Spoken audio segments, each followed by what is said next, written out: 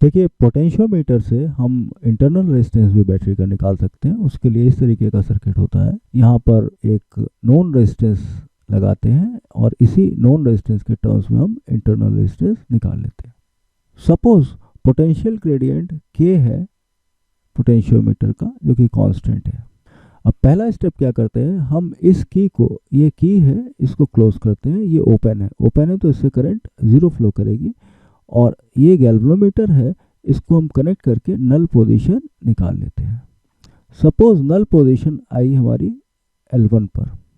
इस केस में ईएमएफ जो हो जाएगा बैटरी का, उसको हम लिख सकते हैं K इंटू L1। ये पहला इक्वेशन हो गया।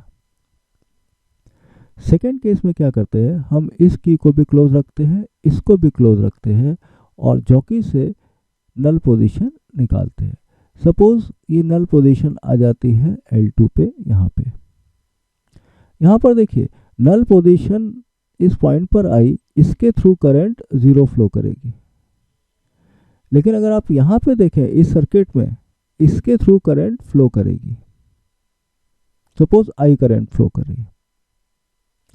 इसका मतलब ये हुआ कि ए और ये सपोज सी पॉइंट है, इसके अक्रॉस पोटेंशियल डिफरेंस, इन दो पॉइंट्स के बीच पोटेंशियल डिफरेंस और इन दो पॉइंट्स के बीच पोटेंशियल डिफरेंस, यहाँ से तीनों सेम होंगे।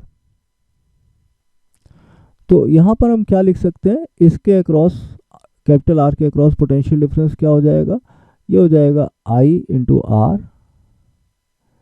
इसके अक्रॉस क्या हो जाएगा, बैटरी के अक्रॉस, ये हो जाएगा ई माइनस आई आर। इसको हम क्या लिख सकते हैं, KL2। ये दूसरा इक्वेशन हो गया।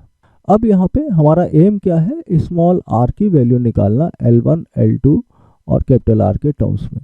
देखिए इन दोनों को लेके आई की वैल्यू क्या आ जाएगी, आई की वैल्यू आ जाएगी यहाँ पे E by R plus small R. और इन दोनों को अगर हम साथ ले लें तो यहाँ से हम क्या लिख सकते हैं, आई की वैल्यू हम यहाँ पे पुट करें, आई की वैल्यू आ जाएगी, आई की वैल्यू है E divided by R plus small R into capital R is equal to KL2। ये थर्ड इक्वेशन हो गई। अब देखिए ये फर्स्ट और ये थर्ड को हम कंबाइन कर सकते हैं।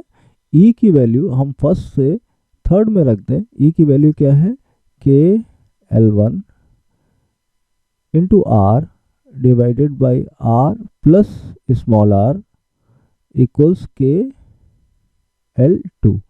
यहाँ से के कैंसिल हो जाएगा, इसको सिंप्लीफाई कर सकते हैं।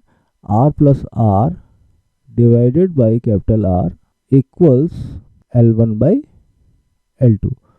फर्दर सिंप्लीफाई कर सकते हैं, ये हो जाएगा R by capital R equals L1 by L2 minus 1।